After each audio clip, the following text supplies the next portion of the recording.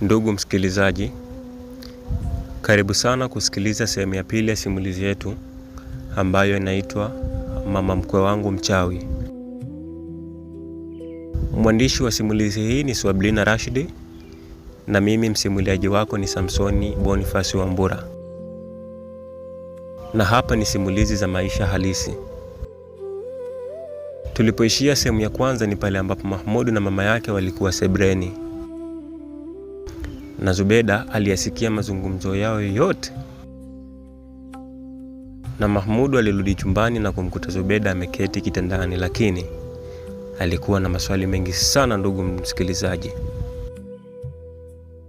alijiuliza ni kwa nini mambo ya ndani na kwenda kumweleza mama yake, yaani mambo yao ya chumbani.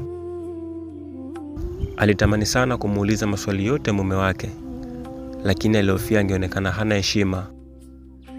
Basi alikaa tu kimya kusubiri kama angezungumza mwenyewe.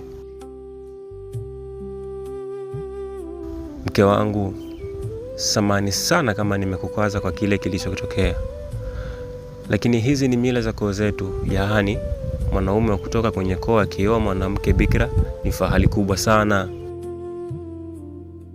Aliongea Mahmudu, lakini Zubeda alikuwa bado hajamuelewa mume wake. Basi aliendelea kusema, kesho wazee wataelezwa ili kufanya maandalizi ya sherehe. Sherehe? Aliuliza Zubeda kwa tahamaki. Ndiyo sherehe mke wangu, kwa ajili ya kupewa zawadi tu na kufanya mila zingine kama kuchinja ng'ombe na mbuzi. Matambiko, yaani kudumisha mila tu, alisema Mahmudu kwa sauti ya kubembeleza kidogo. Zubeda alikubali. Pia alihisi hata ile kauli ya mama mkwe wake alikuwa akimaanisha ng'ombe wa sherehe. Basi usiku ule walilala hadi asubuhi ya siku ya pili. Mahmudu alimwambia Zubeda ampe zile shuka ambazo alitumia usiku ule, yaani shuka ambazo walitandika usiku wa kuamkia siku ile. Alisema ni kwa ajili ya mila zao, ili kuthibitisha ukoo wao kama ni kweli Zubeda alikuwa ni bikira. Basi Zubeda hakupinga, alifanya kama alivyoambiwa. Muda wa sherehe ulifika. Wazee walicheza, waliimba kwa lugha ya kabila la Kimakonde. Walicheza ngoma za asili kama sengenge na sindimba. Wamakonde wangu mnazijua sana hizo ngoma. Kulikuwa na mambo mengi sana siku hiyo. Walichinja ng'ombe na mbuzi. Lakini pia kitu cha kushangaza, kulikuwa na watu wachache sana kwenye sherehe ile. Wengi wao walikuwa ni wazee tu. Basi Zubeda hakujali hilo. Aliendelea kufurahia kila kilichoendelea pale. Baada ya sherehe kuisha, ilikuwa jioni ambayo Zubeda alitaka kupumzika mapema siku hiyo kutokana na uchovu wa siku 2 mfululizo.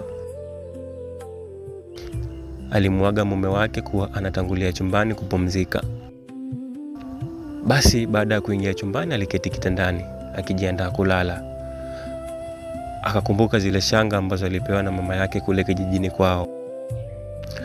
Aliliendea begi lake na kuchukua zile shanga. Alitabasamu kidogo, akajisemea, ngoja nivae, lakini mama naye eti anasema hizi ni ulinzi.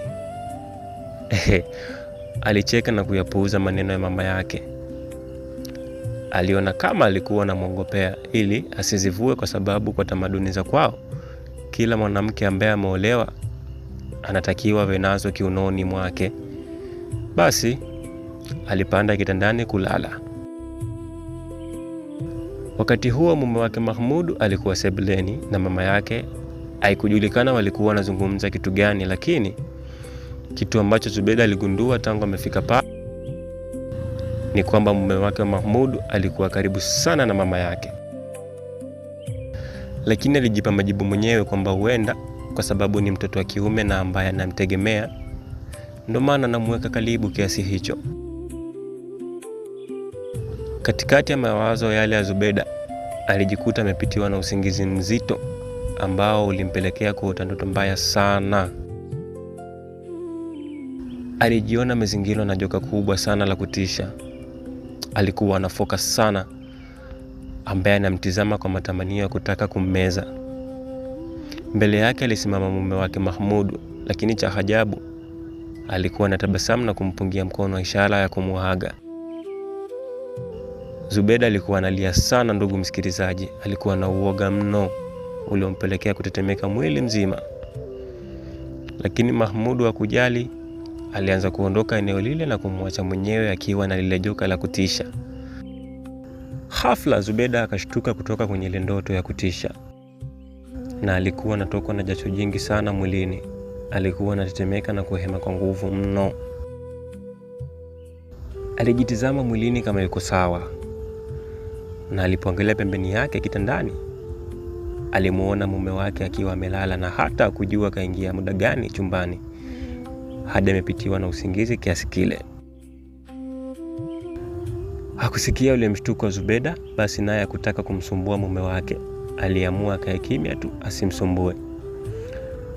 Inaonekana amechoka sana alijisemea Zubeda.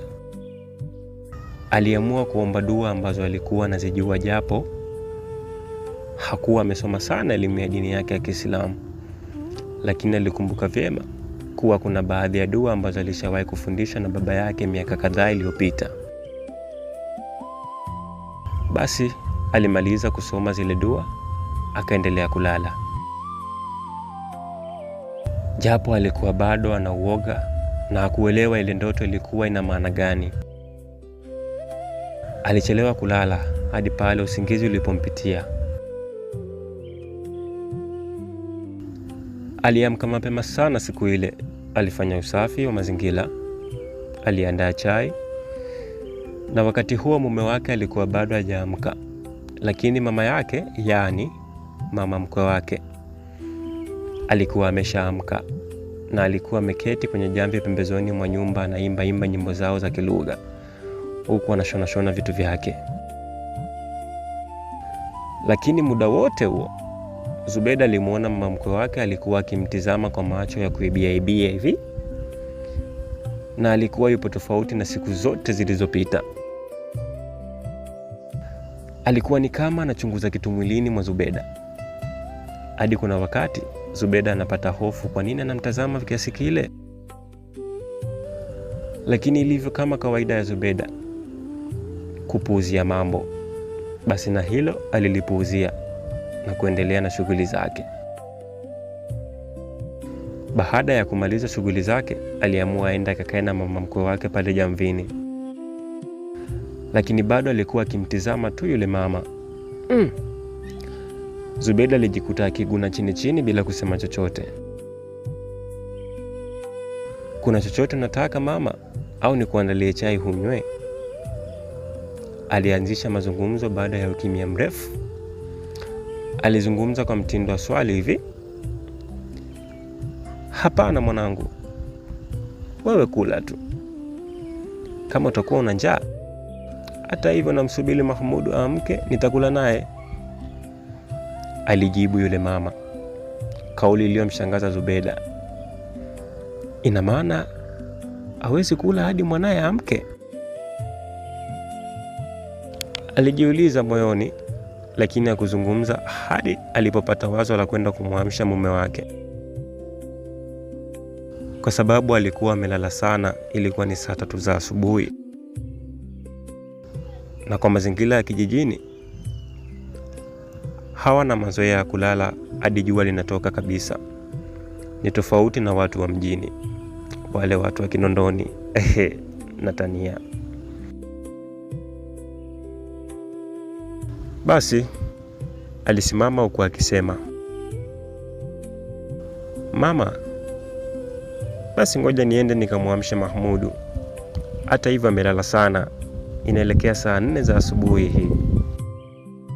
Alisema hivyo huku akiwa ameshasimama na kuanza kupiga hatua.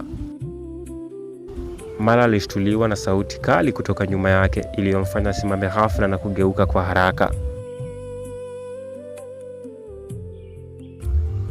Zubeda! Alikuwa ni mama mkwe wake, akimwangalia kwa ukali huku macho yake ameyatoa pima.